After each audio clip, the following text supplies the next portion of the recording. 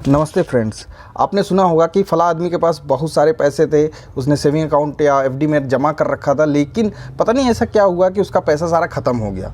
तो ऐसा क्या होता है कि पैसा होते हुए भी धीरे धीरे ख़त्म होता जाता है, उसको पता ही नहीं चलता कि मेरा पैसा कहाँ गया। जब उसको ज़रूरत होती है अपनी बेटी की शादी करने की, या तो कुछ सामान खरीदने की, या तो कार वगैरह का अगर टारगेट उसने बनाया है ख़रीदने का, तो फिर उसके बाद उसका पैसा जैसे कुछ रखा है उसने कि भाई 10 साल या 15 साल बाद बेटी की शादी या कार खरीदेंगे, लेकिन फिर जब सम टाइम आता है तो उसका पैसा ही ख़त्म हो जाता है। तो इसी को कहते हैं पैसे में घुन लगना।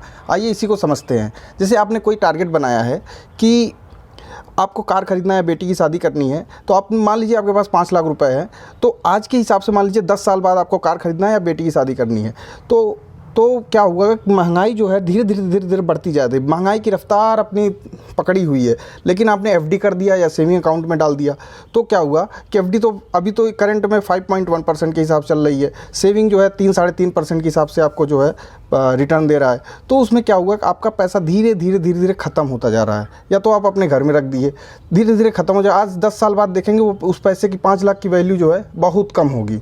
अगर आप एफडी कर देंगे तो वो 6 से 7-8 लाख रुपए होगा, 6 से 7 लाख रुपए होगा। सेविंग कर देंगे तो भाई 5 लाख हो, 5 लाख का जो है 5.5 लाख हो जाएगा, बस इतना होगा, 6 लाख तक हो जाएगा।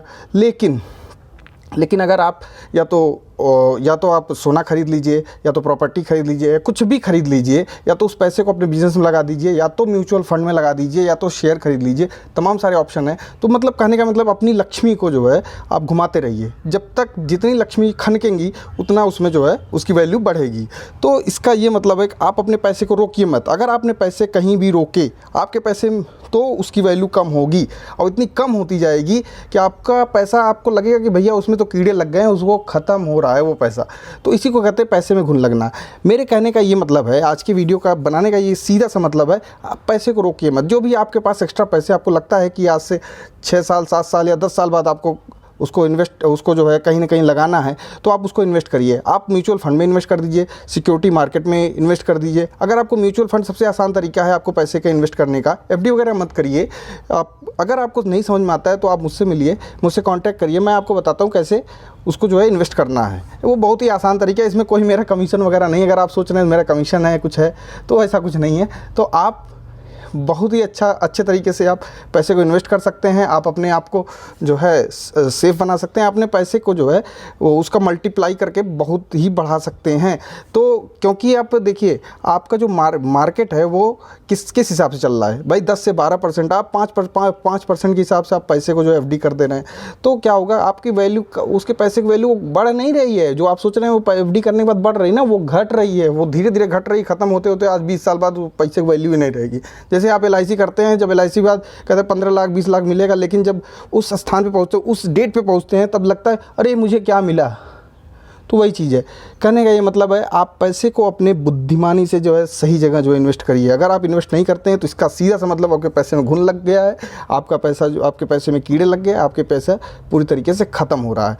तो आज के लिए यही मैं बताने के लिए मैंने आपको ये वीडियो बनाया कि भैया जो भी आपके पास पैसा एक्स्ट्रा है, जो भी आप 4, 6, 10 साल बाद आप बेटी की शादी करना चाहते हैं, या कार खरीदना चाहते हैं, कुछ भी खरीदना चाहते हैं, घर खरीदना चाहते हैं, तो उस पैसे को सही जगह इन्वेस्ट करें। कहीं भी जो सेविंग अकाउंट एफडी में कहीं मत रखिए, उससे कोई लेना देना नहीं, कुछ पैसा नहीं बढ़ रहा है। ठीक है, सिक्योरिटी पर्पज़ से आप रख सकते हैं, लेकिन वो कुछ दिनों के लिए ही रखिए।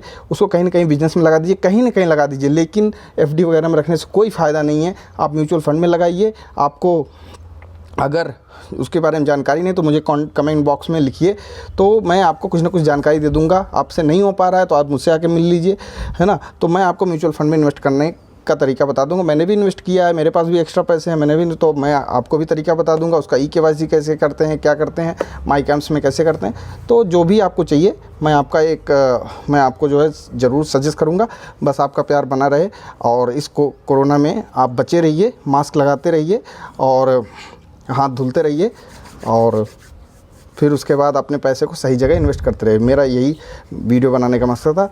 अगले वीडियो में फिर मिलते हैं, तब तक के लिए नमस्कार, धन्यवाद।